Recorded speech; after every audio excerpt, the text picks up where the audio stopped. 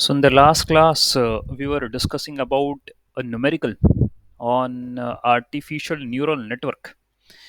Okay, but before going to that numerical, let me cover the basics which we have learned so far.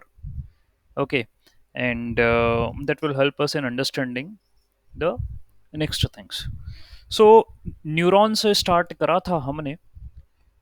Artificial neural network में neuron जो है वो एक biological neuron की तरह काम करता है। That you have seen biological neuron का भी architecture you have seen. Okay, कि एग्जाम होता है, सिनेप्स होता है, डेंड्राइट्स होता है, ये सारे कंपोनेंट्स होते हैं, इंफॉर्मेशन आ रही है, जा रही है। ओके, यही काम आपके बायोलॉजिकल न्यूरॉन में भी हो रहा है। सिमिलरली इसी को पकड़ा रिसर्चर्स ने, साइंटिस्ट ने, और बना के उन्होंने अपना आर्किटेक्चर दे दिया। बोला कि ये देखो, ये न्यूरल नेटवर्क है। तो neuron, if there is a question came, क्योंकि अभी मैं यहाँ जो नोट्स में आपके सामने कवर करूंगा वो आपके जो वाइवा है, ओके, उसको कवर अप करेगा। बेसिक्स को स्ट्रॉन्ग करने के लिए मैंने ये नोट्स बनाए हैं, और जो न्यूमेरिकल हमने करा था वो भी हम उसको कंपाइल करेंगे। सो द थिंग इज कि न्यूरॉन जो है, it's a fundamental building block that simulates the functioning of a biological neuron, and it is used to process and transmit the information throughout the network. तो कोई आपसे बोले क्या है भाई ये न्यूरॉन क्या है, आप बोलोगे सर ये परसेप्ट्रॉन है, या एक नोड है, या बायोलॉजिकल न्यूरॉन की तरह दिखने वाला उसी की तरह एक रेप्लिका है, ये ऐसे ही है कुछ। ठीक है, इट्स अ कंप्यूटेशनल यूनिट, मैं बार बार बोलता हूँ, जिसमें हम क्या कर सकते हैं, इनपुट दे सकते हैं फ्रॉम वेरियस सोर्सेस। ओके, और उसको हम वेट असाइन करेंगे, और वेट भी आप समझ गए हो। आप कोई बोले कि भैया वेट क्या होता है न्यूरॉन का, आप बोलोगे sir it is the strength और the connection between the two neurons on different layers. कितना उनमें ताकत है दोनों के बीच में, जो रिलेशनशिप है उसको अपन वेट बोलते हैं। ओके, फिर आप क्या करते हो, the weight inputs are sum together along with the bias term. Bias terms allows the neuron to shift the activation function curve and adapt its situation. तो भाई वो जो चेंजेस करना है एक्टिवेशन फंक्शन में ना, वो आपके बायस से होते हैं। तो आपसे ये जरूर क्वेश्चन आता है कि चलो ये आपको डीप लर्निंग के बारे में पता है, तो वेट और बायस के बारे में ही तो समझा दीजिए आप थोड़ा, तो ये आपको पता चल गया है कि क्या करना है इसमें, व्हाट यू हैव टू से। ओके, तो वेट आ गया, बायस आ गया, देन आपके पास एक्टिवेशन फंक्शन होता है, ये भी आपने पढ़ा। Okay, that means activation function is to activate or fire up the neuron so they can transfer the information from one layer to another layer, ये काम करेंगे।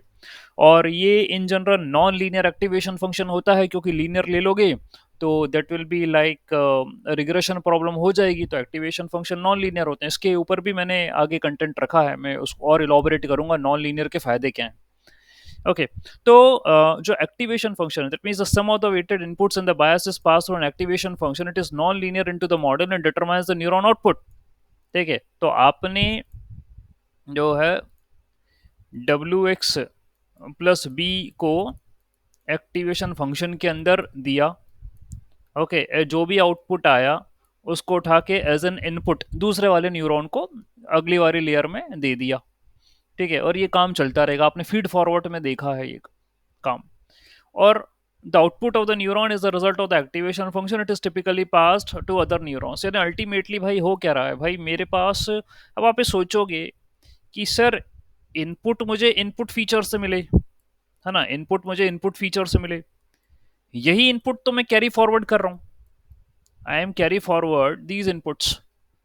हाँ, बस ये है कि उसको वेट से मल्टीप्लाई करके बायस में ऐड करके एक एक्टिवेशन फंक्शन में देकर उसे फॉरवर्ड कर रहा हूँ, यही मेरा कंप्यूटेशन है। Okay, this is what my computation is, W x plus V with N your activation function. और ये जो चीज है ये आप लीनियर रिग्रेशन में पढ़ चुके हैं, y equal to m x plus c, ये पूरी कहानी आपकी शुरुआत में रिग्रेशन में हो चुकी है। ओके, इन्हीं से ही आउटपुट निकालना है, और वेट और बायस को एडजस्ट करना है, एक्टिवेशन फंक्शन को एडजस्ट नहीं करेंगे। ये भी था कि आपको इनपुट तो चेंज करने से रहे, एक्स तो एक्स ही रहेगा। Okay, what you can change the weight and the bias term, not the activation functions. तो एक्टिवेशन का जो आप बोलते हैं, यदि उसमें कुछ आपको चाहिए, वो बायस टर्म कर लेगा। That means the function activation function is been change, that means यदि कोई शिफ्ट वगैरह करना है, shift to the activation function curve, वो आप बायस वगैरह से करवा लोगे। ठीक है, बाकी ऐसे एक्टिवेशन फंक्शन चेंज नहीं करना है। ऑल राइट, तो इसके बारे में आपको पता है, न्यूरॉन आप समझ में आ गए हो। और न्यूरॉन को है अलग अलग लेयर में ऑर्गेनाइज करते हैं अपन, इनपुट लेयर पे। ठीक है, और एक क्वेश्चन भी मेरे सामने आया था कि सर वो क्या है, तो layer receives the initial input data and passes it to the next layer. Neurons in the input layer have one to one relationship with the features in the input data. तो भाई one to one relationship है, तो एक question आया था ना कि भाई सर वो कितने इनपुट देना है मुझे। ओके, कितने न्यूरॉन होना चाहिए इनपुट लेयर पे, तो वन टू वन करस्पॉन्डेंस होना चाहिए, जितने इनपुट फीचर हैं उतने ही न्यूरॉन इनपुट लेयर पे दो, है ना, वन टू वन रिलेशनशिप होना चाहिए दोनों के बीच में। ज्यादा दो दोगे तो बस ऐसा है कि इनपुट लेयर की कॉम्प्लेक्सिटी बढ़ जाएगी और वो खाली फोकट में दूसरे न्यूरॉन हो जाएंगे। मिनिमम तो ये क्राइटेरिया है कि आपको वन टू वन करस्पॉन्डेंस में होना चाहिए। 11 फीचर्स है तो 11 ही न्यूरॉन होना चाहिए इनपुट लेयर पे। ठीक है, ये रूल कह रहा है। हिडन लेयर होते हैं तो these are located between input output layer, और यहीं पर ही पूरा कंप्यूटेशन होता है। और जो आप बोल रहे थे ना, y equal to m x plus c या डब्ल्यू x plus b and with sigmoid function and extra etcetera activation function का पूरा काम जो होता है वो हिडन लेयर पे होता है। और यही काम जो है वो आइडेंटिफाई करता है patterns in the data and it defines the complexity of the problem, यही चीज डिफाइन करती है। ओके, तो भाई कुछ क्वेश्चन ऐसे उठ गए मेरे मन में भी। और आउटपुट लेयर पे आपको पता है कि भाई आउटपुट मिलेगा, क्लासिफिकेशन कर रहे हो तो उसके हिसाब से आपको activation function unit to put, regression कर रहे हो तो उसके हिसाब से activation function unit to put, और आपको आउटपुट लेयर पे आउटपुट मिलेगा। अब कुछ क्वेश्चन मेरे दिमाग में उठे कि सर ये बताइए कितने न्यूरॉन रखने, how many neurons we can keep, ये बताइए जरा। और how many layers we can create, ये भी बताइए जरा। ये कोई क्या है भाई, आपने तो बोल दिया इनपुट आउटपुट ऐसे, तो कितने न्यूरॉन रख सकते हैं ये तो बताइए, और कितनी लेयर बना सकते हैं। कोई इनडिफाइनाइट है क्या कि हम कितनी भी लेयर जोड़ जुड़ा दें और एक बड़ा नेटवर्क बना दें, ऐसा कुछ है क्या। और कितने भी न्यूरॉन रख दें हम, 10,000 15,000 न्यूरॉन इतने रख दें क्या हम, क्योंकि आप तो बायोलॉजिकल न्यूरॉन की बात करो ब्रेन में, तो मिलियंस और बिलियंस है वो तो, हम भी ऐसा कुछ बना सकते हैं क्या। और if you make such thing ना, तो that will be the complex of all. अभी मिलियन बिलियन वाला तो मैटर नहीं हुआ है, इतना तो नहीं देखा मैंने। ओके, हालांकि पैरामीटर्स बढ़ गए हैं ये हम जानते हैं, we are having parameters. Okay, ऐसा कॉम्प्लेक्स आर्किटेक्चर बना है तो उसके पैरामीटर्स इतने बढ़ गए हैं। ओके, और हम देखते हैं वो चैट जीपीटी के आर्किटेक्चर आपको समझाया है सेशंस के अंदर, वहाँ बातें हुई हैं।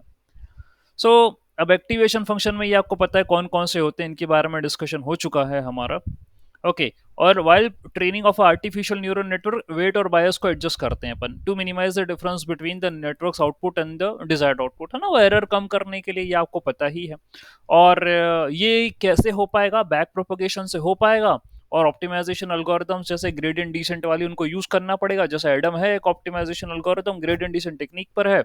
ओके, बैक प्रोपगेशन में मतलब हम करेंगे वेट और बायस को एडजस्ट करेंगे। ओके, और कोशिश हमारी ये रहेगी कि वो कम हो जाए। सो यही एक ट्रेनिंग प्रोसेस होती है। तो आपसे कोई पूछे ट्रेनिंग प्रोसेस क्या होती है, you should be able to answer this is the training process, feed forward and the back tracking. This is a training process, ये दोनों को मिलाकर मेरी ट्रेनिंग होगी, जिसमें मैं वेट और बायस को एडजस्ट करूंगा। वो बोले कैसे करोगे, तो सर हम बोलेंगे सर ऐसे करेंगे कि हम बैक प्रोपोगेशन के अंदर जो है नए वेट्स और बायस ये वाली टर्म्स निकालते हैं।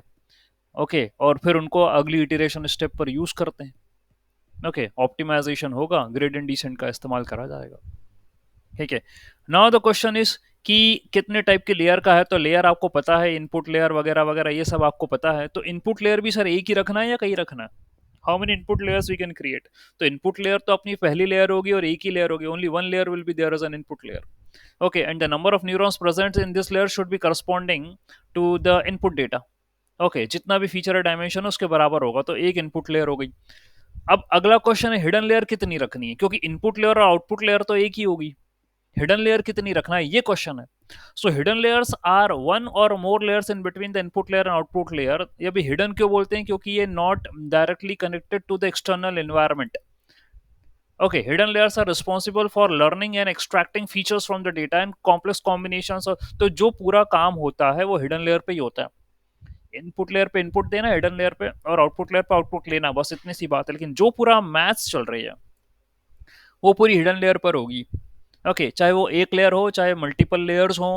ओके, ये आप जो है हिडन लेयर के बारे में बोलते हैं। और हिडन क्यों है, उसने बोला कि they are not exposed to the outer environment. ठीक है, जैसे इनपुट और आउटपुट है उसकी तरह ये एक्सपोज नहीं है। तो their neurons are not directly connected to the external environment, not directly connected नहीं एक्सटर्नल एनवायरनमेंट के। तो हमें इसका मतलब क्या हुआ, आपको तो इनपुट लेयर थी, आउटपुट लेयर थी, और बीच में हिडन लेयर्स थे। ये इतने, ये सारा पूरा था बीच के अंदर। ओके, तो एक्सटर्नल एनवायरनमेंट से यहाँ से इनपुट दिया है, तो इनको वो फेस नहीं कर रहे हैं कि वो क्या है क्या नहीं है। आपको इस लेयर से ही यहाँ पर आएगा जो भी है। ओके, तो आपके इनपुट लेयर पे भी न्यूरॉन है, आउटपुट लेयर पे भी न्यूरॉन है, बट ये एक्सटर्नल वर्ल्ड को मतलब जो है फेस कर रहे हैं। लेकिन हिडन लेयर्स फेस नहीं। अब ये भी पूछ सकते हैं, ये हिडन नाम क्यों रखा भैया तुमने, हिडन हिडन लेयर क्यों रखा? The reason is for the hidden layers because they are not expose to the outer environment. They are complex in nature, and every neuron is connected to every other neuron of the next layer. That's why they are said to be complex in nature. और वो hidden है, वो बाहर नहीं आते हैं किसी से, कोई कुछ नहीं, कितनी भी रख सकते हो डिपेंड। और पूरी कॉम्प्लेक्सिटी इसी से डिफाइन होती है। तो जितनी बढ़ाओगे उतने ज्यादा कॉम्प्लेक्स मॉडल बनेगा आपका। ओके, अब number of hidden layers are well as the number of neurons in each hidden layer can vary depending upon the architecture of the net. जैसा आर्किटेक्चर बनाओगे वैसे हिडन लेयर और वैसे उसके नंबर्स हो जाएंगे। That's what the thing. Okay, output layer के बारे में तो ज़्यादा कुछ है नहीं, फाइनल लेयर होती है। ओके, यहीं पर ही आप आउटपुट शो करोगे। चाहे आप रिग्रेशन का प्रॉब्लम कर रहे हो तो कोई कंटिन्यूस वैल्यू शो करोगे। Classification problem if you are doing तो you can show the binary classification, multi class classification, whatever जो भी आप शो करना चाह रहे हो यहाँ पे करोगे। वहाँ एक एक्टिवेशन फंक्शन यूज कर लेंगे, उसके according you will get the output. Okay, ये कर लेंगे। सो द थिंग इज कि each layer in the neural network communicates with the layer before and after it. देखिए, आगे पीछे पूरा फुल ऑन कनेक्शन होता है। ओके, तो communication of carry feed forward और बैक प्रोपोगेट करोगे तो that means forward communication and the backward communication दोनों इस पर एप्लीकेबल है। Okay, so neurons in one layer is connected to the neurons of the adjacent layer through the weighted connection. तो weighted, वो जो connection है ना वही वेट है। वेटेड कनेक्शन से ही आपस में जुड़े हुए हैं। ठीक है, तो during the training process these weights are adjusted to optimize the network performance on the given task. तो वेट का ही एडजस्टमेंट्स करना है, वेट और बायस का एडजस्टमेंट्स करके मुझे नेटवर्क के परफॉर्मेंस को इवेल्युएट करना है। यही काम है पूरा, पूरे डीप लर्निंग में यही काम है कि वेट को एडजस्ट करो आप। ठीक है, कैसे वो कनेक्शन है और क्या प्रॉपर कनेक्शन होना चाहिए दो न्यूरॉन के बीच में, बस वही वही एडजस्टमेंट्स करना है मुझे। ठीक है, so the presence and the organization of hidden layers as well choice of the activation functions, and they are as a key factor for the neural network capacity to model complex relationship within the data. Okay, तो अब आप architecture कौन सा use कर रहे हो उसी के अकॉर्डिंग नंबर ऑफ लेयर्स होगी, न्यूरॉन्स होगा, कितने रखने हैं, ये सारी चीजें एक्सपेरिमेंटेशन। और हमने ये वही हिट एंड ट्रायल वाली बात कर रही है, हिट एंड ट्रायल। ठीक है, तो क्या रखना है क्या नहीं रखना है भाई, ये पूरी कहानी तो एक्सपेरिमेंटेशन पर आती है। अभी ना मैं कुछ बोल सकता हूँ और ना आप ये बोलें कि सर इतनी ही लेयर है, इतने ही न्यूरॉन है, ऐसी कोई बात नहीं है। तो तभी मैं कई बार रिपीट भी कर चुका हूँ कि you should be knowing the basic architectures. आप हमसे बोलें कि सर कैसे बना लेते हो, तो ऐसे नहीं बना। Basic architectures you should be knowing, and what is the accuracy achieved by the basic architectures that we have to understand, and accordingly then we can do the changes ahead. यही research है। जैसे हम computer vision की बात करें तो the basic architecture से लेनेट हुआ, तो लेनेट में 3 लेयर ही थी, थ्री थ्री लेयर्स और समथिंग लाइक दैट, 3 लेयर्स आई, फिर 5 एलेक्स, फिर 5 लेयर्स, ऐसे करके आपके पास लेयर्स बढ़ती चली गई है। और अब वाले जो आर्किटेक्चर्स हैं उसमें तो बहुत ज़्यादा कॉम्प्लेक्स हो गया, तो उनको ये बेसिक मॉडल बना के they got some accuracy, we learn from that. हाँ, ऐसा ऑर्गेनाइज करोगे ऐसा डेटा होगा, this is the accuracy you are achieving, then moving forward आप चेंज कर सकते हो। ठीक है, ये वाली बात है। ठीक है, so the number of neurons in the input layer should match with the number of features और the dimension in the input data. बस ये स्टार वाली बात है, वो जो मुझसे एक डाउट पूछा था तुषार ने। ठीक है, वो यही है कि न्यूरॉन्स इतने होना चाहिए। वो मुझसे कहे कि सर मैं क्लास में ये पूछ नहीं पाया, ओके, विद माय प्रोफेसर।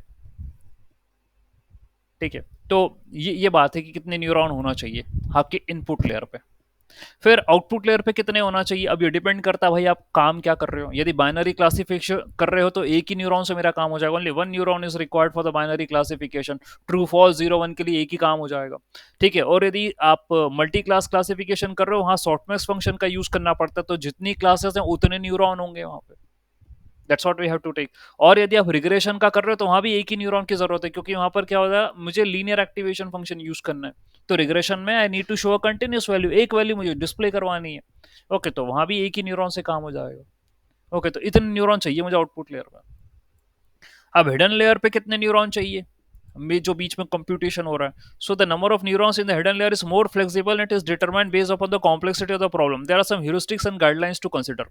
अब ये जरा ध्यान से सुनना कि कितने क्या है। ठीक है, तो start with the small number of neurons and progressively increase it until you observe the diminishing returns in the performance. यानी कि भाई कभी भी हम कम नंबर ऑफ न्यूरॉन से हिडन लेयर पे शुरुआत करते हैं। तो ये पॉइंट अपने दिमाग में बना लो कि जब मुझे आर्किटेक्चर बनाना है, so I will start with 32 neurons in the dense layer, then I push to 64 neurons, then I push to 128, then I push to 256, और ज्यादा लग रहा है तो भाई 256 से 512 पे कर दो, 512 पे कर दो। तो start with a small number of neurons and progressively increase it. ठीक है, देन टू फ्यू न्यूरॉन्स में लीड टू अंडर फिटिंग। इतना भी नहीं करना कि सर आप 8 न्यूरॉन लेके चल रहे हो, ठीक है, 8 न्यूरॉन्स और समथिंग लाइक दैट, नो। कम लोगे तो वो मॉडल फिर ढंग से लर्न भी नहीं कर पाएगा। मुझे न्यूरॉन्स भी ठीक ठाक चाहिए ताकि मेरी लर्निंग भी हो सके प्रॉपर। ओके, तो मैं ठीक ठाक न्यूरॉन्स लूंगा अपने लेयर पे। ओके, उनको रख के, और कोशिश मेरी ये ना कॉम्प्लेक्स डेटा पैटर्न को आइडेंटिफाई करना है। तो यार चाहे मशीन लर्निंग पढ़ लो चाहे डीप लर्निंग पढ़ लो, डेटा के पैटर्न को समझना है, बस यही चल रहा है दोनों में। And both of them are having the algorithms. Okay, और पूरा मैथ्स है उनके अंदर, और वो ये समझाने की कोशिश कर रहे हैं कि देखो भाई डेटा का पैटर्न ऐसा है। ये लर्निंग चल रही है हमारे पास फुल ऑन। फिर टू मेनी न्यूरॉन्स में लीड टू ओवरफिटिंग, और कुछ ज्यादा न्यूरॉन रख दोगे तो भाई ओवरफिटिंग पे चले जाएगा। आप सोचो नहीं मैं तो इतने सारे रख दूंगा तो सब कुछ सीख लेगा मेरा आर्किटेक्चर, तो वैसा भी होना चाहिए, नहीं होना चाहिए, ओवरफिटिंग पे चले जाएगा। अगर network trains over every and does not generate to unseen data, and unseen data पे फेल हो जाएगा वो। तो कम न्यूरॉन अंडर फिटिंग, ज्यादा न्यूरॉन ओवर फिटिंग। ठीक है, तो एवरेज न्यूरॉन्स मुझे रखना है, कम से ज्यादा की तरफ शुरुआत करूंगा। Okay, so the optimal number of neurons in the hidden layers may vary from problem to the problem। अब ये फिर वही वही वाली बात आ गई कि सर अभी भी कोई नंबर नहीं दिया उसने कि नहीं भाई आप इतने से ही शुरुआत करना और आगे जाके न्यूरॉन बढ़ा लेना, कोई नंबर नहीं है यहाँ। वो अभी they said optimal number neurons चाहिए मुझे। ऑप्टिमल नंबर तो कुछ भी हो सकता है। ओके, कैसे बोलते हैं ऑप्टिमल नंबर क्या है, 32 है, 64 है, क्या है वो। फिर वो बोल रहा है कि आपकी प्रॉब्लम स्टेटमेंट जैसी हो वही वैसे रखना। ओके, फिर टेक्निक्स लाइक क्रॉस वैलिडेशन में help in the right balance. तो एक चीज़ है क्रॉस वैलिडेशन, आप डीप लर्निंग में भी कर सकते हो। ऐसा नहीं कि हमने क्रॉस वैलिडेशन और मशीन लर्निंग के अंदर ही करा, नहीं, डीप लर्निंग में भी क्रॉस वैलिडेशन होता है। There also you can do.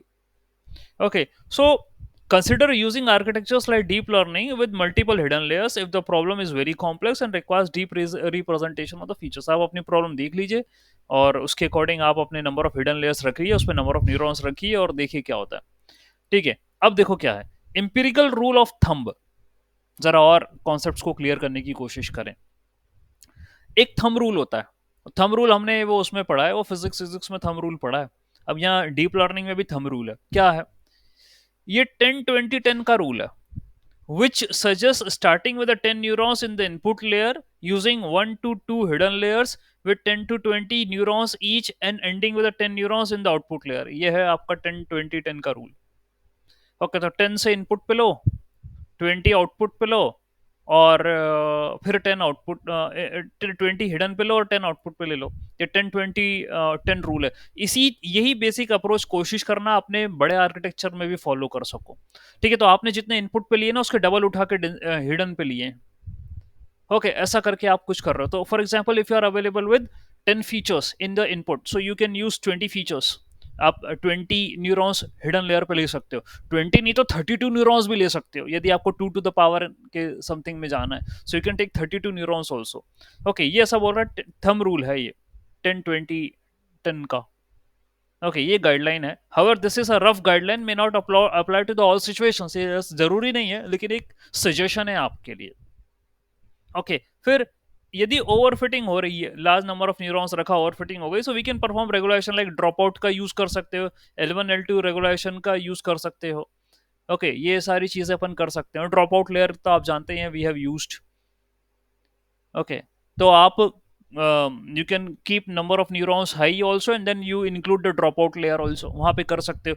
तो यदि ये बेसिक्स फंडामेंटल पता है आपको कि क्या रूल होता है, कि क्या कितने लेयर्स के अंदर किन कौन सी चीजें we should be adding, basic architectures आपने देखे उन पे क्या एक्यूरेसी अचीव हो रही है, तो आप एक आइडिया बना सकते हो यार, how should I go ahead with of the architecture, अपना डेटा को समझ के। यदि complex data, obviously deep learning में कॉम्प्लेक्स डेटा होगा, छोटा मोटा तो होगा नहीं, 10,000 वाला। वो तो इन जनरल हम बहुत बड़े डेटा की बात करते हैं अपन। ओके, तो भाई कॉम्प्लेक्स पैटर्न हो गई समझना, तो उसमें लगेगा ये ज्यादा लेयर्स भी होंगी, ज्यादा न्यूरॉन्स भी होंगी। Okay, so the thing is कि in practice the number of neurons in each layer is often determined through experimentation and by monitoring the performance। तो वही है हिट एंड ट्रायल। ठीक है, एक्सपेरिमेंट कर रहे हो, हिट एंड ट्रायल लगाओ, और जिस पे अच्छा आ जाए बोलो हाँ ठीक है बढ़िया, नहीं तो कोई बात ही नहीं है, चेंज करो, आर्किटेक्चर चेंज करो, ये सारी बात करना पड़ेगी। Okay, so adjusting the architecture, including the number of neurons, is a part of model tuning process. When building a neural network for a specific task, different problems may require different architectures। Obviously बात है, कौन सा क्या fit होने वाला है वो तो subject to experimentation है। All right. So the number of layers we can have over artificial neural network refer to the network depth and also a design choice। So the depth of a neural network plays a crucial role in ability to the model complex patterns and the relationship in the data। Depth की बात कर रहा है अब ये model की, अब वो क्या है भाई? The number of layers in ANN can vary widely and the choice of architecture depends on the specific problem which you are trying to solve। तो भाई कैसे नेटवर्क हो सकते हैं आपके? तो एक है आपका शेलो आर्टिफिशियल न्यूरल नेटवर्क। इसमें क्या है, these networks only have one और टू हिडन लेयर, यानी छोटा। Okay, you are building a small artificial neural network जिसमें वन और टू हिडन लेयर है, बाकी इससे ज्यादा कुछ है नहीं उसके अंदर। ऑल राइट, और it is suitable for simple task और data set with linear separability. That means easier है ट्रेन करने के लिए, और ओवरफिटिंग भी नहीं होगी यहाँ पर। ओके, तो लीनियरली सेपरेबल डेटा है यदि आपका, linearly separable you very well know ना, एक लाइन से एक डिसीजन बाउंड्री से you are going to separate the data points, so that is said to be linearly separable. यदि ऐसा है सो फाइन, ठीक है। तो छोटा सा नेटवर्क बना लो, शेलो। डीप नेटवर्क तो हमें ये बोला ना डीप लर्निंग, अब वो क्यों बोलता है डीप लर्निंग?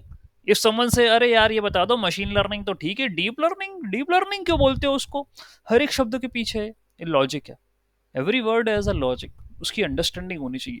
तो आप बोलोगे सर यदि शेलो लर्निंग बोल दूंगा तो मेरा, क्योंकि deep learning is totally based upon ANN, और ANN में शेलो लर्निंग बोलूंगा तो सर वो छोटा सा आर्किटेक्चर, एक या दो हिडन लेयर। डीप लर्निंग बोलूंगा यानी सर मल्टीपल है सर, मल्टीपल हिडन लेयर है सर उस पर, इसलिए वो डीप लर्निंग है। That means it is having more than two hidden layers, ये खेलता है इसलिए उसको डीप लर्निंग बोलते हैं। ठीक है, और to capture the complex and hierarchical relationships in the data, so deep learning has gain popularity. अब तो यही हो चुका है, सारे आर्किटेक्चर इसी पे बन रहे हैं। यदि इमेज की बात करो, टेक्स्ट की बात करो, जो करना है करो, डीप लर्निंग ही कॉम्प्लेक्स पैटर्न को समझ सकती है। Because right now you are available with big big data, और बिग डेटा को समझना है तो भाई डीप लर्निंग की जरूरत पड़ेगी। So you are going to have a deep learning networks, deep networks. फिर बाद में बात हुई कि ऑप्टिमल डेप्थ क्या होता है। So optimal depth is depth of the ANN which can vary depending upon the problem. So कुछ प्रॉब्लम्स में शेलो नेटवर्क बनेंगे, कुछ में डीप बनेंगे। So there is no one fit size.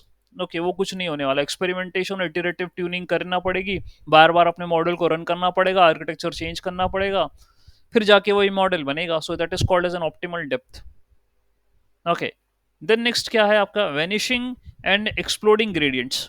तो very deep networks can be challenging to train due to vanishing and exploding gradient problems. तो ये वाली समस्या भी है, वेनिशिंग ग्रेडियंट डिसेंट प्रॉब्लम, ये बात करी थी। यानी कि technique like batch normalization and skip connections residual networks can be deployed to mitigate such issues।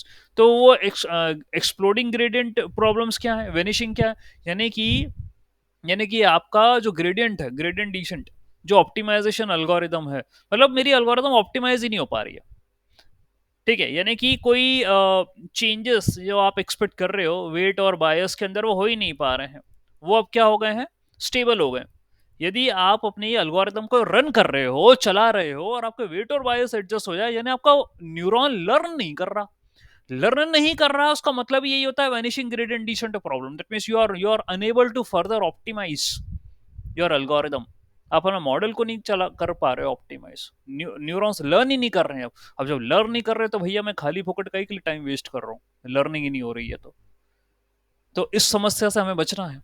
तो इस समस्या से बचने के लिए उसने बोला कि आप जो है बैच नॉर्मलाइजेशन टेक्निक का इस्तेमाल करें, वेट्स को मतलब जो है वो आप नॉर्मलाइज करें।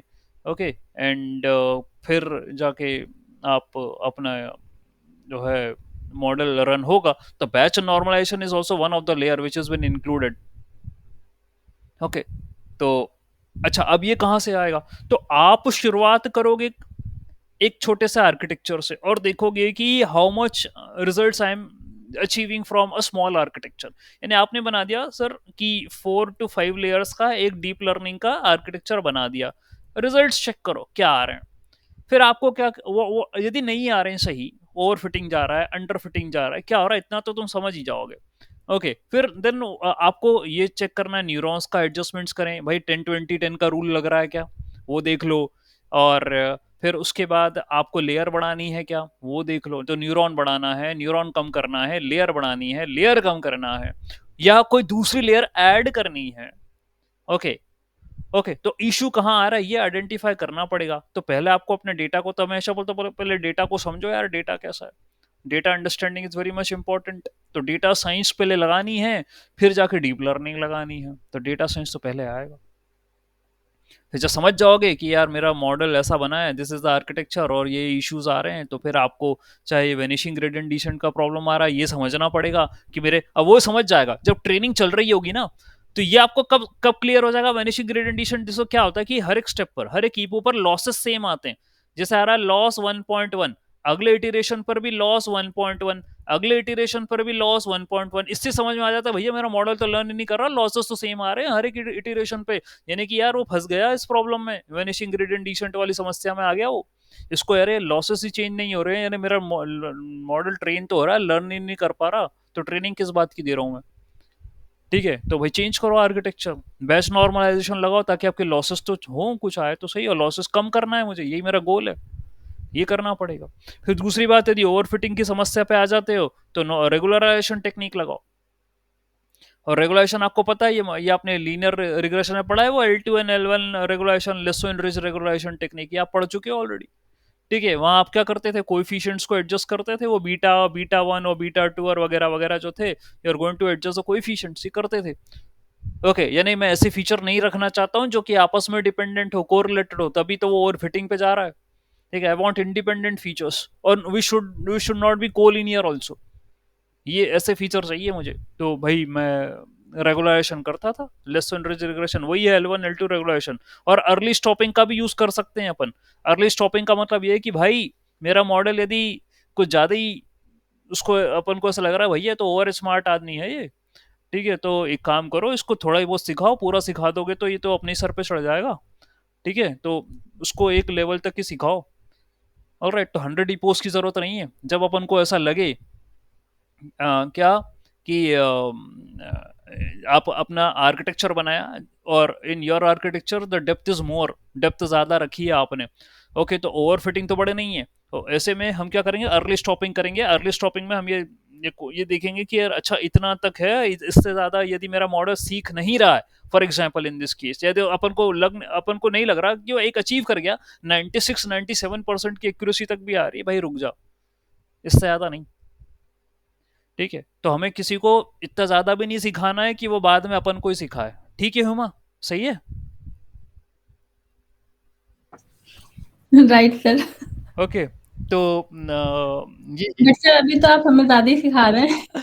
देखिए आपके ऊपर एप्लीकेबल नहीं है, मैं एज़ अ टीचर की बात नहीं कर रहा, ये जस्ट लाइक ह्यूमर वाली बात है। ठीक है? आप लोगों को कम से कम बीच में हँसाना भी तो पड़ेगा राइट मुझे। सर। ठीक है? तो भाई अब मैं तो ऐसी बात करूँगा जो मतलब प्रैक्टिकली आप लोग को सभी को समझ में आए। ओके, तो सारी जो चीज़ें हैं, everything deals with the real world, तो ये जो कॉन्सेप्ट्स आ रहे हैं वो भी वैसे ही हैं। अब आपने पढ़ाई में इसको कन्वर्ट कर दिया, तो रेगुलेशन का ये मैटर है। फिर कंप्यूटेशनल रिसोर्सेज, तो भाई अब हम जानते हैं कि डीप लर्निंग में तो आपको मेमोरी भी स्ट्रांग चाहिए, एंड फिर वो प्रोसेसर भी स्ट्रांग चाहिए। तो अभी हम जीपीयूज पे काम करते हैं। ओके, ग्राफिक्स पे काम कर रहे हैं। If you are doing any the task of images, तो ये तो आपको स्ट्रांग होना ही चाहिए।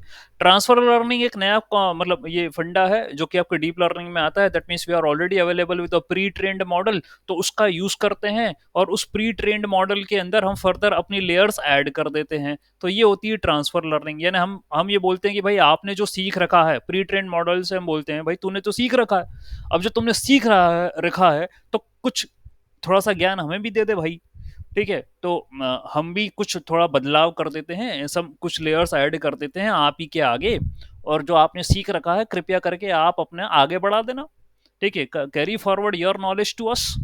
ओके, तो हम उससे भी रिजल्ट जनरेट कर रहे हैं। तो we are having pre trained deep learning networks, जैसे कि VGG 19, VGG 16, visual geometric group, यानी कि वो दे आर फॉर व्हाट, वो इमेज क्लासिफिकेशन वाला। ठीक है? तो ऐसा है, वो मॉडल प्री ट्रेंड है, बड़े डेटा पर तो वो क्लासिफिकेशन ऑफिसिकेशन सब कर सकते हैं। वो ऑलरेडी इमेज के डेटा पर ट्रेंड है, उनके वेट्स हैं। ओके, ट्रेंड वेट्स हैं। अब जैसे आप योलो की बात करें, योलो में आपने ऑब्जेक्ट डिटेक्शन देखा, उसके भी ट्रेंड वेट्स हैं। ठीक है? अब आप उससे भी क्या कर रहे हो, अपने कस्टम ऑब्जेक्ट डिटेक्शन करवाओगे, तो वो भी ट्रांसफर लर्निंग ही तो हुआ। ठीक है?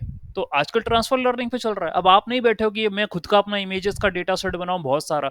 For example you seen image net का नाम से डेटा सेट है, तो मिलियंस ऑफ इमेजेस, उसमें 10,000 क्लासेस हैं। ओके, अब आपको ये काम नहीं करना, वो बना बनाया, बस उसकी ट्रेंड मॉडल, जो उस मॉडल उस पर ट्रेंड हुआ है उसका वेट उठाओ और उन वेट का इस्तेमाल करो। अच्छा, वेट क्या है, और बार बार यही आती है, वेट क्या है, ट्रेंड वेट क्या है, वेट है ना यही है जो तुम पढ़ रहे थे ना, रिलेशनशिप बिटवीन द न्यूरॉन्स। यानी वो ऐसा है कि भाई अब मेरे ट्रेंड वेट्स मैंने डाउनलोड करे, होते ना वेट डाउनलोड कर लो भैया अपने मॉडल के। तो वेट डाउनलोड करना मॉडल का मतलब यह है कि उसमें जो एडजस्टमेंट्स हुआ, जो ट्रेनिंग हुई है, जो लर्निंग हुई है उस मॉडल की, वो फिट है, परफेक्ट है, एक्यूरेसी दे दी उसने। तो वो एक्यूरेट मॉडल तुमने डाउनलोड करा। भाई बहुत टेक्निकल बातें कर रहा हूँ मैं, समझना पड़ेगा ये चीज को। तो आप कहते हो ना, हमने हमने हमने मॉडल के वेट को डाउनलोड कर लिया, तो वेट यानी वो मॉडल ट्रेन हो गया था। ठीक है? And you have downloaded that good accuracy model, now you are using it for the further purpose. ठीक है?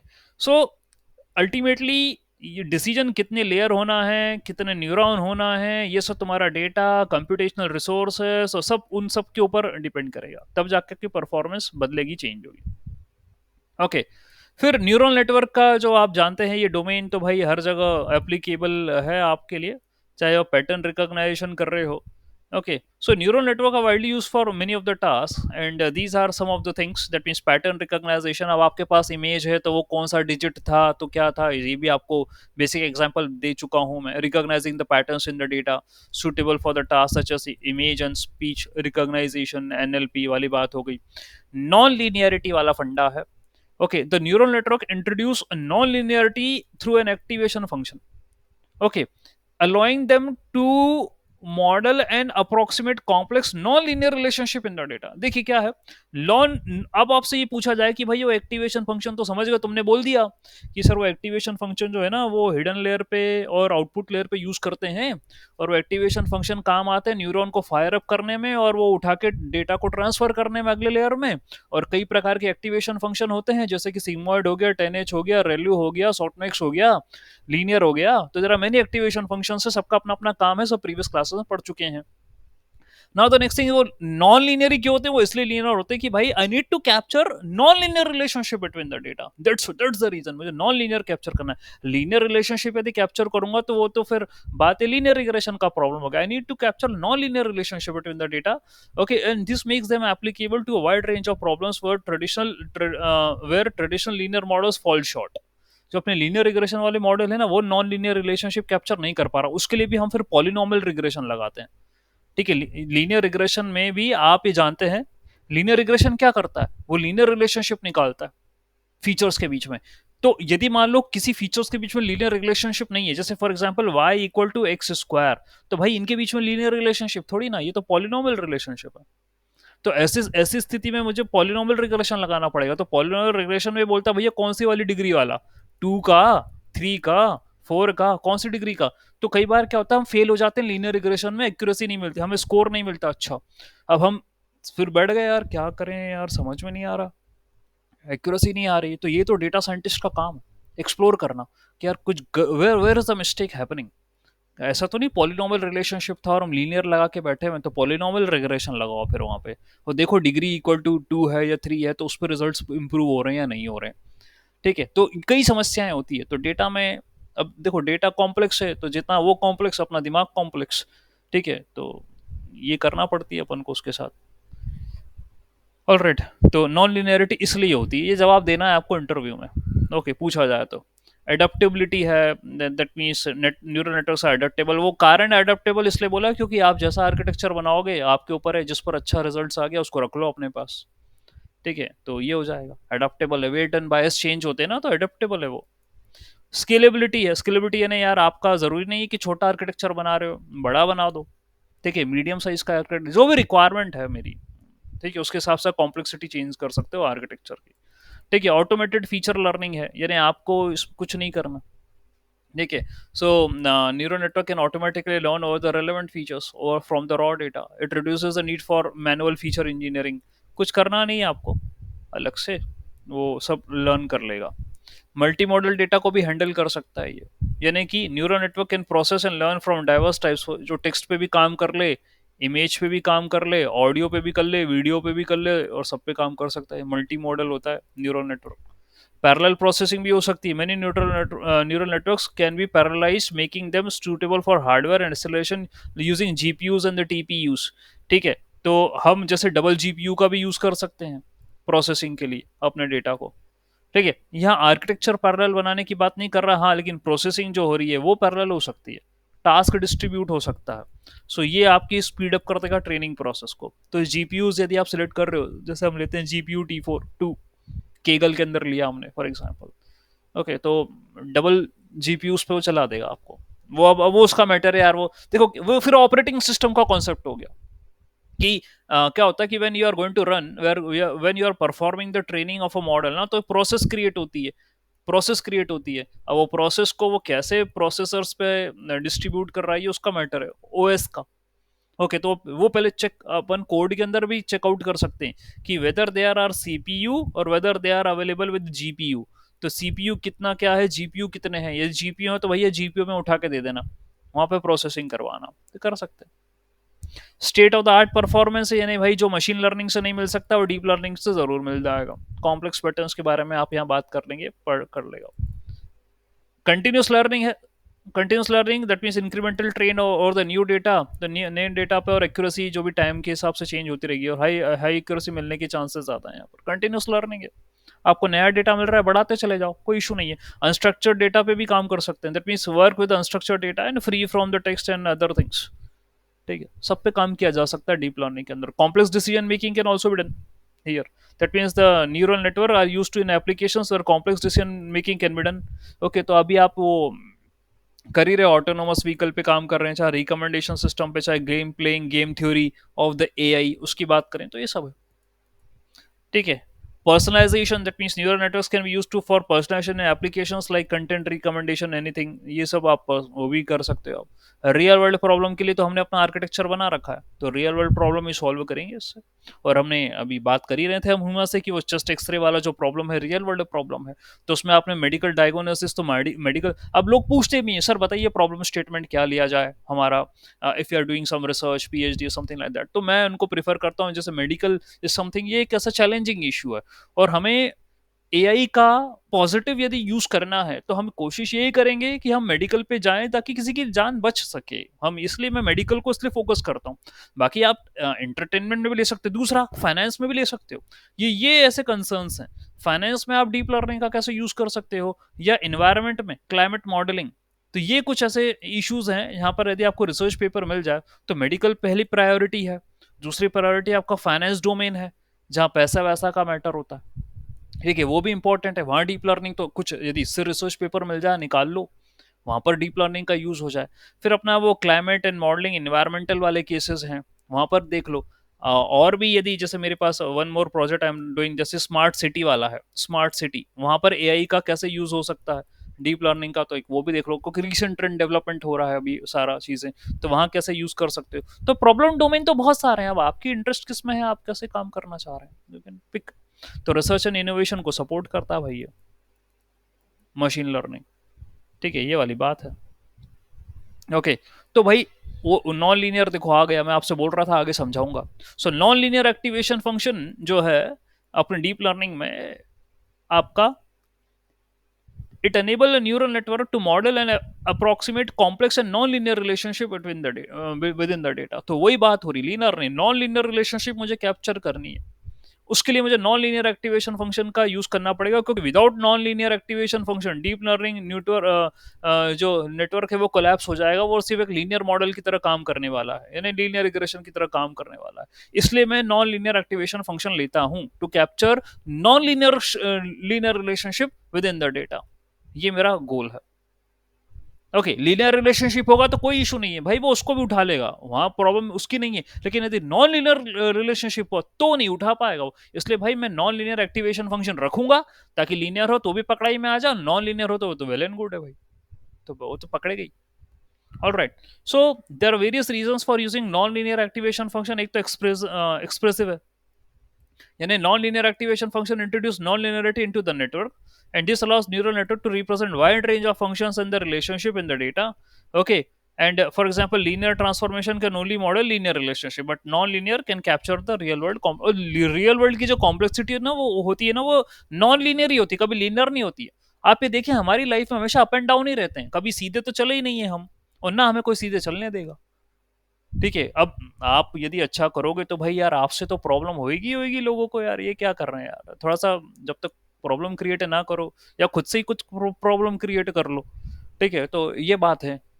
तो हम इसलिए बोलते हैं कि भाई देखो लाइफ है तो लाइफ में प्रॉब्लम तो आएगी, तो एक काम करो लीनियर ना होते नॉन लीनियर ही का यूज करेंगे, ताकि सीधे चल गए तो कोई बात नहीं, और कभी कोई समस्या है तो नॉन लीनियर तो है ही, उसका यूज कर रहे हैं, ठीक है। और कॉम्प्लेक्स फीचर लर्निंग, तो कॉम्प्लेक्सिटी भाई हमें टेढ़े चलने में ही आएगी, ठीक है, वही कॉम्प्लेक्सिटी, तो life is a complex problem, and obviously हम लाइफ को ध्यान में रखते हुए रेफरेंस रखते हुए नॉन लीनियर का यूज कर रहे हैं, तो उसी से ही यदि आप नॉन लीनियर चलोगे तो आप जीवन में कुछ सीख पाओगे, ठीक है। तो जो सीधा चलेगा भाई, जिसको लाइफ में कोई प्रॉब्लम ही नहीं है, तो वो सीखा भी कुछ भी नहीं, ठीक है, ऐसी जिंदगी नहीं जी पाएंगे हम, ठीक है, हमें तो कॉम्प्लेक्स लर्निंग करनी है, तो इसलिए नॉन लीनियर का यूज करेंगे। ओके, सो यही बोला है कि भाई कॉम्प्लेक्स फीचर्स जो हैं, रॉ डेटा है और ये सारी चीज़ें हैं, that means features can be hierarchical and abstract and making deep learning models well suited for the task like image and all these things। so image, अब ये जो डेटा है हमारे पास ऑलरेडी चैलेंजिंग डेटा आ रहा है, अब कॉम्प्लेक्स डेटा का ना चैलेंजिंग डेटा, उसका पैटर्न समझना बहुत मुश्किल है, ठीक है। तो द थिंग इज, चाहे वो इमेज हो चाहे वो टेक्स्ट हो, कुछ ओके, तो ये जिस भी फॉर्म में डेटा हो वो कॉम्प्लेक्स में ही है। ओके, सो उसके लिए नॉन लीनियर रिलेशनशिप होगा, डीप लर्निंग मॉडल होगा, तब जाकर सीख पाएंगे। Universal function approximators, that means with non linear activation function deep learning neural network have been proven to be universal function approximator. इसका मतलब क्या हुआ, it can approximate any continuous function to arbitrary accuracy given a sufficiently large and well trained network। this property of deep learning is highly versatile। अब आपके पास कैसा भी हो data, यानी कि वो कह रहा है, this deep neural network has proven to be universal function approximators। It can approximate any continuous function to arbitrary accuracy। मुझे रिजल्ट्स ऑप्टेन करना है तो कोई भी कंटिन्यूस फंक्शन हो, any of the continuous function over my continuous data, okay, can convert this thing into some results, some outcomes में convert कर देगा ये linear regression, linear function. Okay, so यदि आपको सफिशिएंट है लार्ज अमाउंट और जैसा भी डेटा दे रखा हो, जैसा भी नेटवर्क आपको दे रखा हो, whatever be the architecture you are making, whatever the model you are making, भाई ये वर्सेटाइल होता है, और it will help in approximating, यानी मुझे रिजल्ट जरूर मिलेगा, यानी अप्रोक्सीमेट कर देगा या आपके रिजल्ट्स को, अच्छा ऐसा नहीं है, ऐसा होना चाहिए रिजल्ट्स, आप कुछ भी दो आपको रिजल्ट्स मिल रहा है। ओके, इसलिए आप ये नॉन लीनियर एक्टिवेशन फंक्शन का यूज कर रहे हैं। फिर अवॉइडिंग वैनिशिंग ग्रेडियंट प्रॉब्लम, तो ये तो मैंने आपको बता ही दिया है कि यदि मॉडल ऐसी समस्या में फंस जाए जब लर्न नहीं कर पा रहा है। ओके, तो ऐसी सिचुएशन में जो है मुझे I need to be very small during the back propagation and functions like ReLU and all these things जो कि आपको बचा सकते हैं वेनिशिंग ग्रेडियंट प्रॉब्लम से, उनको यूज कर सकते हो।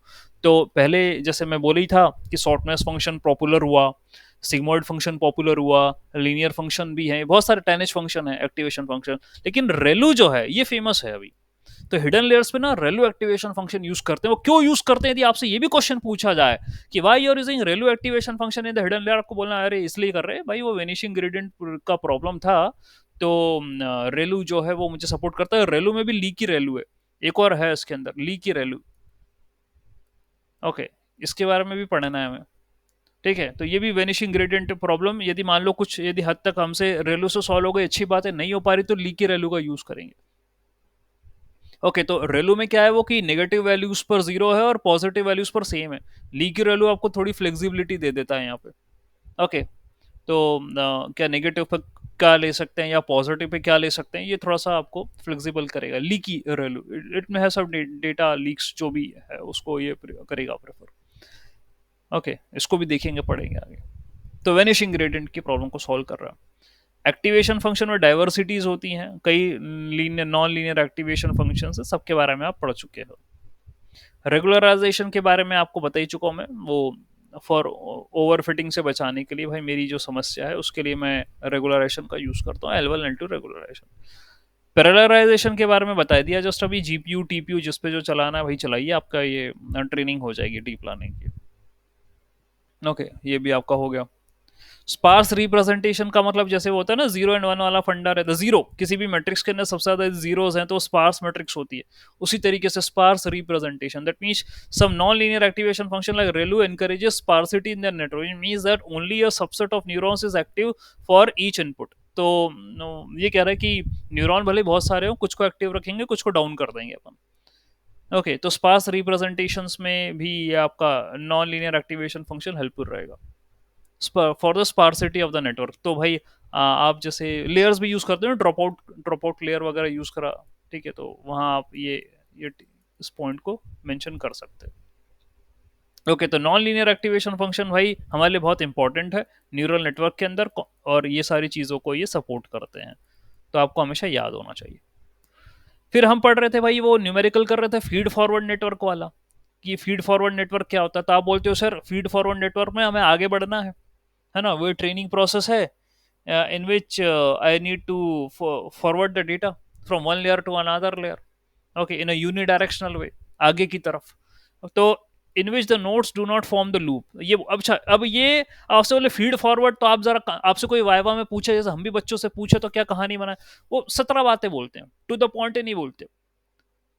तो आपको यदि इंटरव्यू में टेक्निकल आंसर देना है तो क्या बोलोगे, sir feed forward network is a network in which nodes do not form any loop, looping नहीं होगी वहां पर।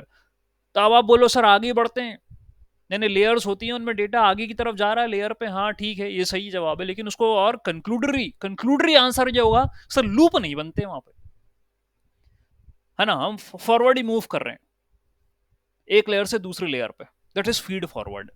Okay, multi layer neural network बनता है obviously, and all the information is only passed in a forward direction, that is called as a feed forward network. So during data flow input nodes receive the data और फिर वो उसको आगे बढ़ा देती, hidden पे फिर हिडन पे फिर हिडन पे फिर आउटपुट पे, इस तरीके से जो भी तुमने बना रखा हो आर्किटेक्चर उस तरीके से वो कर देती है।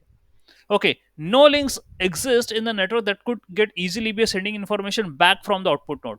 भैया ऐसे कुछ नहीं कि वापस से आउटपुट से इनपुट पे घुमा दो, ऐसा नहीं है, कुछ भी कोई ऐसे लिंक नहीं बनी है कि आउटपुट से ये मेरी इनपुट लेयर रही है, ये मेरी आउटपुट लेयर रही है, तो एक काम करता हूँ आउटपुट को इनपुट से वापस जोड़ देता हूँ, तो ये चीज नहीं होती वहां पे। ठीक है, आपने कोई ऐसा आर्किटेक्चर नहीं है देखा अभी, ठीक है, कि ये लूपिंग नहीं होता कभी फीड फॉरवर्ड में, ये लूप होता है, ये नहीं बनेगा। ठीक है, तो फीड फॉरवर्ड नेटवर्क में feed forward neural network approximates function in this way, that means an algorithm calculates classifier using formula y equal to f of x. ठीक है, x आपका इनपुट है, okay, and according to the feed forward network ये इसकी value ये F theta, ठीक है, इसकी वैल्यू डिटरमाइंड होगी। ओके, और ये आप ऑलरेडी जानते हो वो क्या कहना चाह रहा है इस पे, डब्ल्यू एक्स प्लस बी वाला फंडा बोल रहा है वो, डब्ल्यू एक्स प्लस बी वाला फंडा, ये आपका एक्टिवेशन फंक्शन। आपने एक्स एज एन इनपुट दिया है, वो हर एक न्यूरॉन पे ये ऐसा कैलकुलेट होगा, वो एज एन इनपुट जाएगा दूसरे न्यूरॉन पे दूसरे लेयर पे, बस ये काम इसने ये चीज लिखी है यहाँ पे। ओके। और अप्रोक्सीमेशन ऑब्वियसली ना, ये इसको अप्रोक्सीमेट जो भी कर रहा होगा, अप्रोक्सीमेशन कर अप्रोक्सीमेशन ऑफ द फंक्शन बोले या आपका एक्टिवेशन फंक्शन बोले, जो बोलना चाहिए वो बोले। ठीक है, तो ये उसने बनाया है आपका फीड फॉरवर्ड में। Working principle of the feed forward diagram आप देख चुके हो पहले भी, एक बार फिर से बना रहे हैं कि x1 w1 x2 w2 ये आपके इनपुट्स हैं, वेट से मल्टीप्लाई करके उठा के न्यूरॉन पे दे दिया, और आउटपुट है y 0 या 1, कुछ भी आपका आउटपुट आ रहा है। ठीक है, ऐसा आउटपुट आ रहा है। So when when the feed forward network when the feed forward neural network gets simplified, it appears in a single layer perceptron। ये सबसे easiest है, सिंगल लेयर परसेप्ट्रॉन है। ये परसेप्ट्रॉन है, एक सिंगल लेयर परसेप्ट्रॉन, एक न्यूरॉन है, inputs हैं और आउटपुट आ गया, सिंगल लेयर। ठीक है, आप देख रहे हैं कि एक ये इनपुट्स हैं और एक ये आउटपुट है, input and output, single layer perceptron है, सिंपलेस्ट है। सो ये इस मॉडल में क्या हो रहा है आपको पता ही है, इनपुट आउट वेट से मल्टीप्लाई हो रहा है, बायस ऐड कर दूंगा मैं उसमें। ओके, उनका समीशन निकाल लूंगा और उठा के मैं न्यूरॉन के अंदर दे दूंगा, वो आउटपुट दे देगा 0 आ रहा है या 1 आ रहा है, according to the activation function जो भी यूज कर रखा है वहाँ पे। तो फीड फॉरवर्ड नेटवर्क में सिंगल लेयर परसेप्ट्रॉन का यूज करा आपने, और machine learning can also get integrated into single layer perceptron. Machine learning हम का हाइब्रिड मॉडल बना सकते हैं, बनाते भी हैं। ठीक है, यहाँ पर मशीन लर्निंग और डीप लर्निंग का आर्किटेक्चर को मिक्सअप किया जा सकता है, it's called as an hybrid model, ये काम किया जा सकता है। Okay, so the layers in the feed forward network, अभी लेयर के बारे में आपको सब पता ही, बता चुका हूँ। You are having input layer, output layer, hidden layer, neuron weights and neurons and active, सब पता है आपको। ये होता है आपका feed forward neural network. Okay, input layer क्या है, रिसीव करती है डेटा, आउटपुट लेयर क्या करती है ये भी आपको पता है, हिडन लेयर क्या करती है। ठीक है, न्यूरॉन के वेट्स क्या होते हैं ये आपको पता है, स्ट्रेंथ बताते हैं या मैग्नीट्यूड बताते हैं आपके between the neurons on the various layers, ये बताते हैं आपको। ठीक है, और न्यूरॉन क्या होते हैं भाई, ये भी आपको भी आज बता दिया मैंने क्लास के अंदर, और बेटर क्लियर कर दिया कि ये नोड है। ओके, या बायोलॉजिकल न्यूरॉन्स से इंस्पायर्ड है ये। ऑल राइट, इसमें वेट होता है और बायस होता है, दोनों चीज़ें होती हैं। एक्टिवेशन फंक्शन ये सब आपको पता है, इसमें कुछ भी नया नहीं है।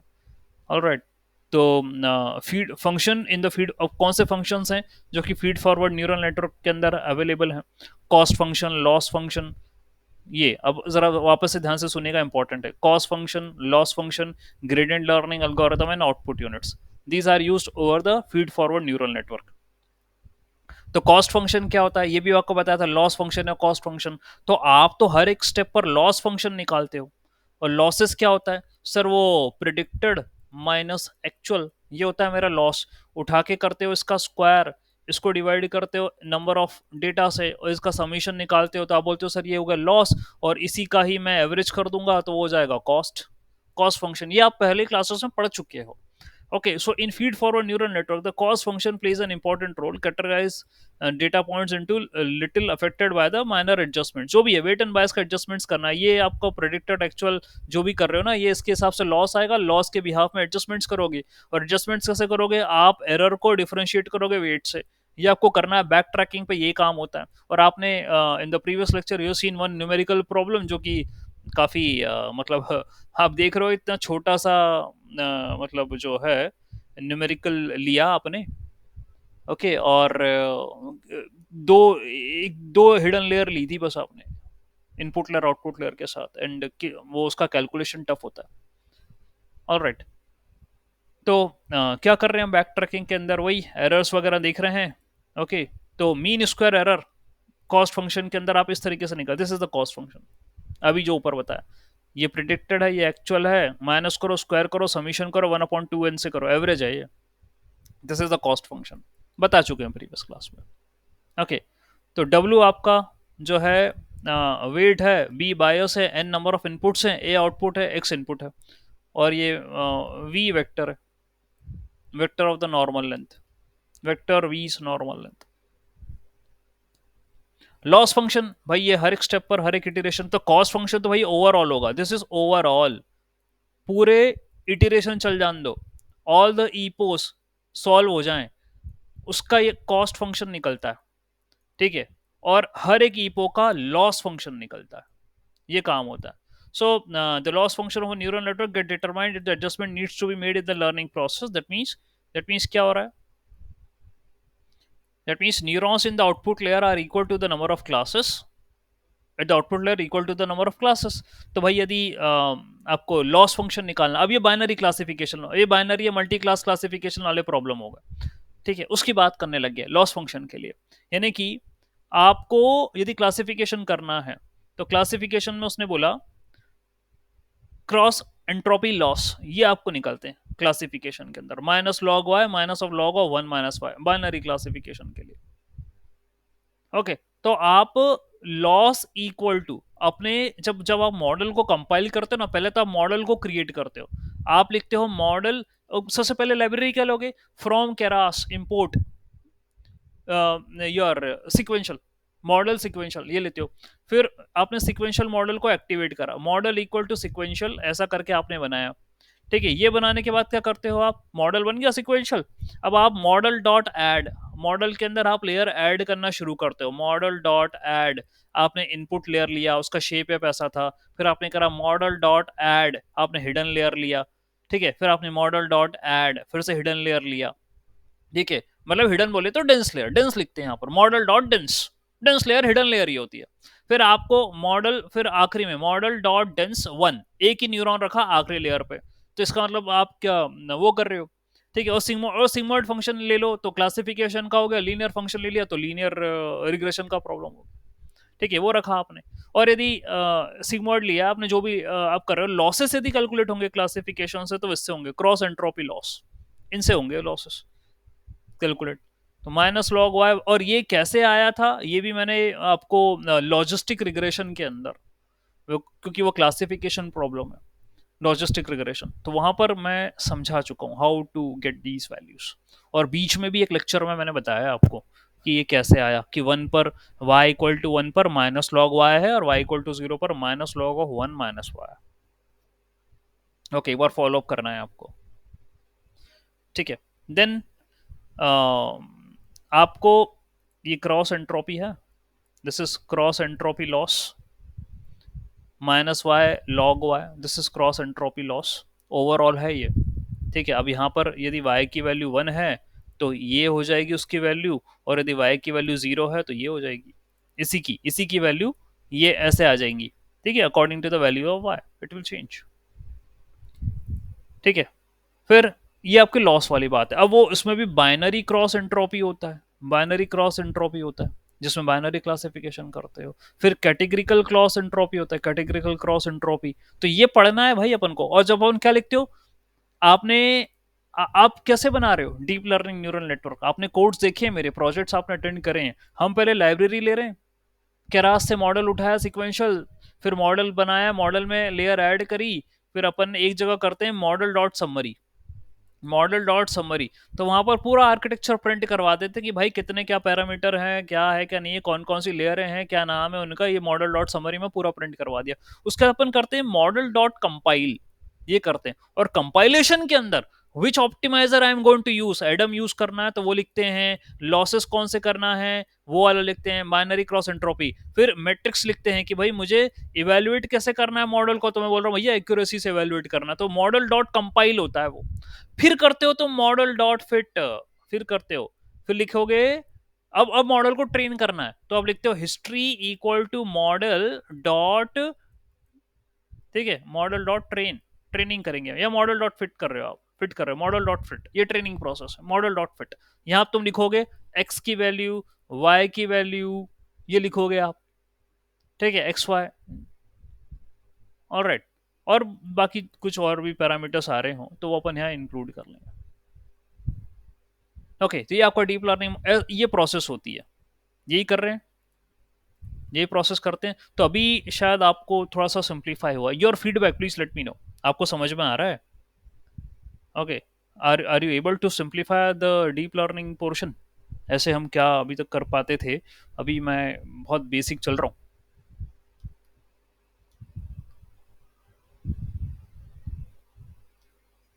ओके, तो ये लॉसेस कैलकुलेट करना है. फिर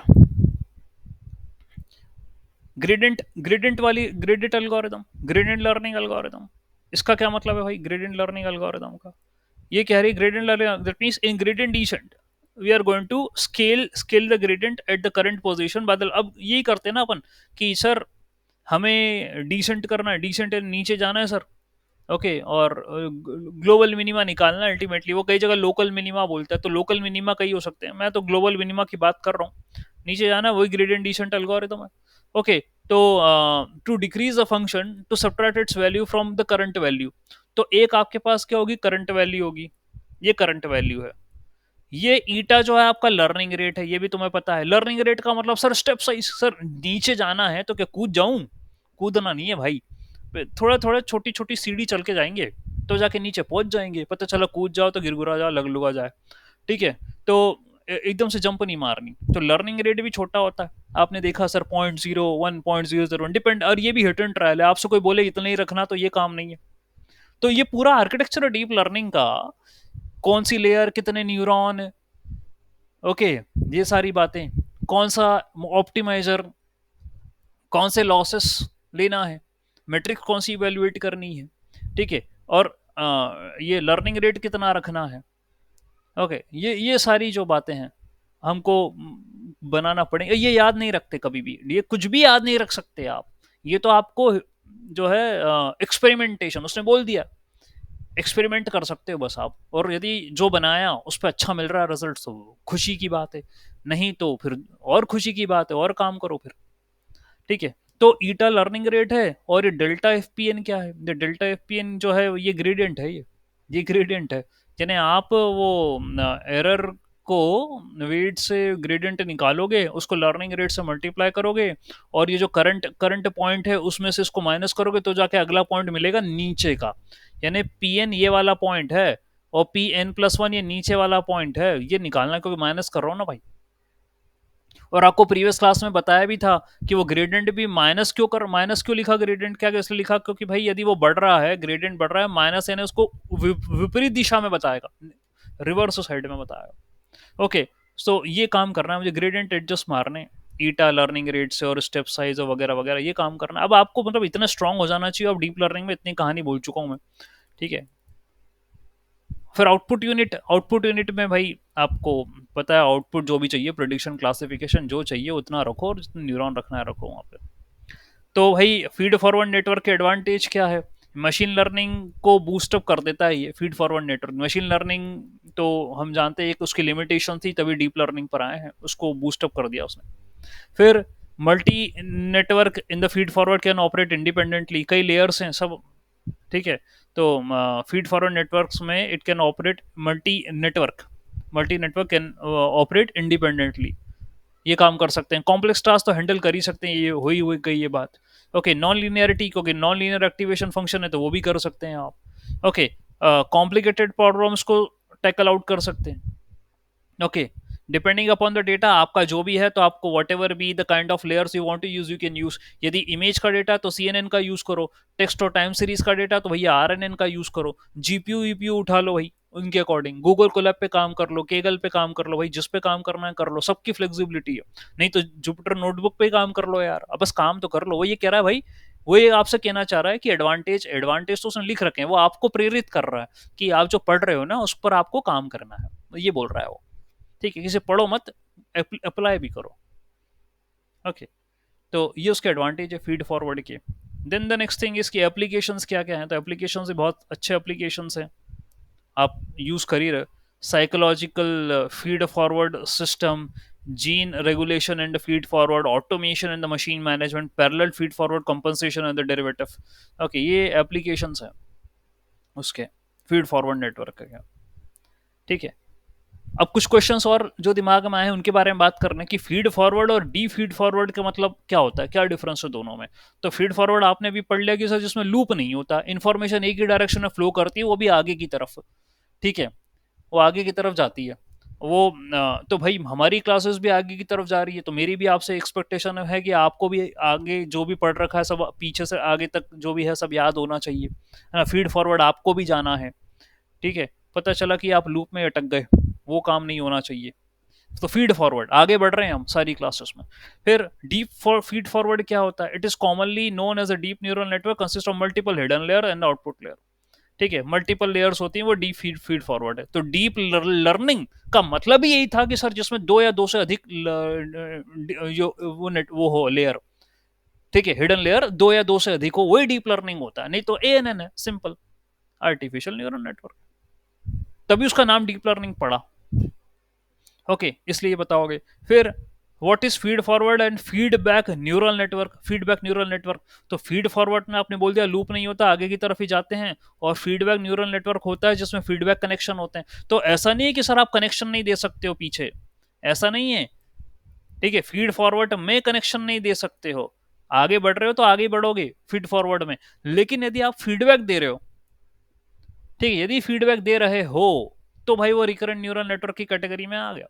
रिकरेंट न्यूरल नेटवर्क फीडबैक होता है। It is useful for sequential data. तभी मैंने बोला कि टेक्स्ट हो चाहे टाइम सीरीज का हो, वहां रिकरेंट न्यूरल नेटवर्क का यूज करते हैं, आरएनएन। ठीक है, जिसमें ग्रेडियंट वेनिशिंग ग्रेडियंट का प्रॉब्लम है, तो इसके आगे फिर अपन एलएसटीएम बाई एलएसटीएम वो पढ़ा है। ये मतलब ये एल्गोरिथम्स आपको नोन होंगी, इनको भी अपन अपने सिलेबस में रख के इनको पढ़ेंगे, प्रोजेक्ट में पढ़ेंगे, देखेंगे क्या आर्किटेक्चर है, इनके बारे में समझेंगे। ओके, तो फीडबैक न्यूरल नेटवर्क भी होता है, तो यानी एलएस ये रिकरेंट न्यूरल नेटवर्क जिसमें फीडबैक देते हैं पीछे। ठीक है, कि ऐसा काम हुआ है, ये लो। ऑलराइट, ठीक है, ये वाली बात हुई है। तो भाई जैसे आपको इसका कहें कि फीड फॉरवर्ड न्यूरल नेटवर्क का न्यूमेरिकल तो आपने एक अच्छा सा देखा था न्यूमेरिकल। ओके, और उसमें ये था कि इनपुट लेयर थी, हिडन लेयर थी, आउटपुट लेयर थी। तो ऐसे ही एक छोटा सा एक मैं एक जनरल डिस्कशन आपसे कर रहा हूँ कि मान के चलिए एक एक इनपुट लेयर है जिसपे दो न्यूरॉन है, हिडन लेयर है जिसपे दो न्यूरॉन है, और आउटपुट लेयर है जिसपे एक न्यूरॉन है। एक ऐसा नेटवर्क बनाया है हमने। फिर हमने क्या करा, डेटा को ट्रेन कर रहे हैं। लेट अस कंसिडर कि x1 और x2 0.6 और 0.9 है, और टारगेट है 1। ठीक है, टारगेट 1 है। तो और इनिशियल वेट्स कुछ भी ले लो आप अभी। देखिए, initial weights you can assume from your side. ये रहे वेट, W1 है 0.1, W2 है पॉइंट माइनस 0.2। अच्छा, वेट नेगेटिव भी हो सकते हैं, जरूरी नहीं है पॉजिटिव ही वेट मारो। ये भी क्वेश्चन उठ सकता है, क्या वेट हमेशा पॉजिटिव ही लेना है क्या? तो देखिए, नेगेटिव वेट्स भी हैं, नेगेटिव वेट भी हैं।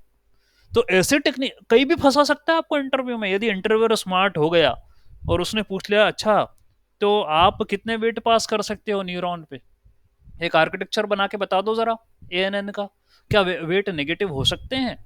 ये भी है क्या? क्या वेट जीरो होगा? यदि वेट जीरो होगा तो सर फिर तो मेरा न्यूरॉन कुछ सीखेगा ही नहीं सर। ठीक है, वेट न्यूरॉन हो गया तो क्यों? क्योंकि वो वेट से तो मल्टीप्लाई करता है वो। WX तो जीरो तो हो नहीं सकता, नेगेटिव हो सकता है, पॉजिटिव हो सकता है। और यदि नेगेटिव हो गया तो स्ट्रेंथ तो बहुत कम हो गई है।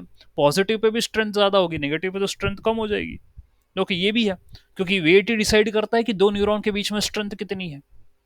ओके, तो यहाँ तो एक क्वेश्चन ऐसा है जिसमें वेट नेगेटिव है। देखो, W2 है -0.2 और W5 है -0.5। ऐसे वेट्स ले रखे हैं हमने। ठीक है, और फिर हमने फॉरवर्ड पास मारा, यानी calculate the weighted sum and apply to the activation function. ये काम करा हमने। ओके, तो जैसे आपका हिडन हिडन न्यूरॉन 1, पहले न्यूरॉन इनपुट गया इनपुट लेयर से, तो आपको क्या करना है, W into x plus W into x, WI ये करा आपने। तो ये आपको रिजल्ट आया माइनस। इसमें बायस कुछ लिए नहीं उन्होंने, तो बायस जरूरी नहीं है भाई, बायस नहीं लिया तो कोई बात नहीं। ये रिजल्ट आया -1 माइनस 0.12। ठीक है, उसको उठा के आपने सिग्मॉइड एक्टिवेशन फंक्शन में रख दिया, रिजल्ट आ गया, उसको उठा के मैं आउटपुट लेयर पे दे दूंगा। ये हिडन 2 न्यूरॉन उस पर ये काम करा, ये 1 पे करा, ये 2 पे करा। ये करने के बाद क्या करना है मुझे, calculate the weighted sum and apply the activation function. ये करा हमने, ये रहा। आउटपुट न्यूरॉन पे क्या करना है, ये करना है। This to be done at the output layer, output neuron -0.5 into A2 into 0.6। ठीक है, एंड ये A1 और A2 की वैल्यू गिवन है आपको। ओके, तो ये आप निकालोगे और उसको भी सिग्मोइड फंक्शन में देखो, आपको फाइनल रिजल्ट मिल जाएगा A3। जगह फाइनल रिजल्ट A3। ओके, ये करने के बाद आपका रिजल्ट आ गया, फिर बैक प्रोपोगेशन करना है, यानी मुझे वेट्स को एडजस्ट करना है। तो how we are going to perform the back propagation, calculate the errors. Error निकालना है। एरर कैसा होगा, टारगेट माइनस एक्चुअल, ये मेरा एरर होगा, ये बता भी चुका हूँ। वाई टारगेट माइनस A3 यानी एक्चुअल है ना, so this is the error. फिर एरर का मुझे क्या निकालना है, calculate derivative of the sigmoid function of the output layer. यानी sigmoid derivative is a three into one minus a three, ऐसे करके अभी एक रफ टर्म्स लिखी है, a three into one minus a three. ना calculate the delta at the output layer. तो delta कैसे निकाल रही है? Delta output is error output into sigmoid derivative output, ये डेल्टा फंक्शन है। और फिर वेट को अपडेट करना है, learning rate into delta output into A one and learning rate into delta output into A two. ये W5 और W6 update हुए हैं, W5 एंड W6 ये दोनों वेट्स अपडेट हुए हैं। ओके, और इसके अकॉर्डिंग एरर्स निकालने हिडन लेयर्स पे। फिर calculate the derivative sigmoid function, again derivative निकालो, अगेन फिर डेल्टा निकालो, delta of the hidden layer फिर निकालो, फिर W1 और W2 को अपडेट करो। ठीक है, इन दोनों ये बाकी बचे हुए वेट्स इन सबको अपडेट करना है। तो ये बेसिक फॉर्मूले हैं जो मैं आपको शीट के अनुसार दे दूंगा। तो फीड फॉरवर्ड तो सबके समझ में आता, बैक जब बैक प्रोपोगेशन होगा ना, तो बैक प्रोपोगेशन में ये कहानी होती है। तो उसको वो न्यूमेरिकल जो बचा हुआ है ना, उसको अगली क्लास में उठाएंगे। ठीक है, ये पूरा जो कैलकुलेशंस करेगा ना, एक बार मैं कैलकुलेशन को समझाना चाहता हूँ, अभी ये फॉर्मूले बता दिए। ठीक है, और वो शीट भी आपके पास है पूरे न्यूमेरिकल वाली। तो ये मैं न्यूमेरिकल अगली क्लास में सॉर्ट आउट कर दूंगा, आज मुझे इसका बेसिक्स बताना था। ओके, पूरा कि हमने क्या पढ़ा है डीप लर्निंग के अंदर। ओके, और आपको क्या जो है perspective of the concepts for the deep learning from neuron till hear back propagation, ये आपको पता होना चाहिए था। Okay, so I am available with the example. मैं अगली वाली क्लास यानी होप टुमारो आपको एक्सप्लेन कर दूंगा। Any doubt please let me no.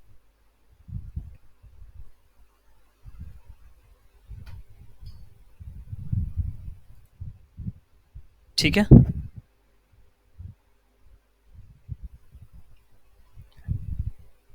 Alright, let me stop the recording.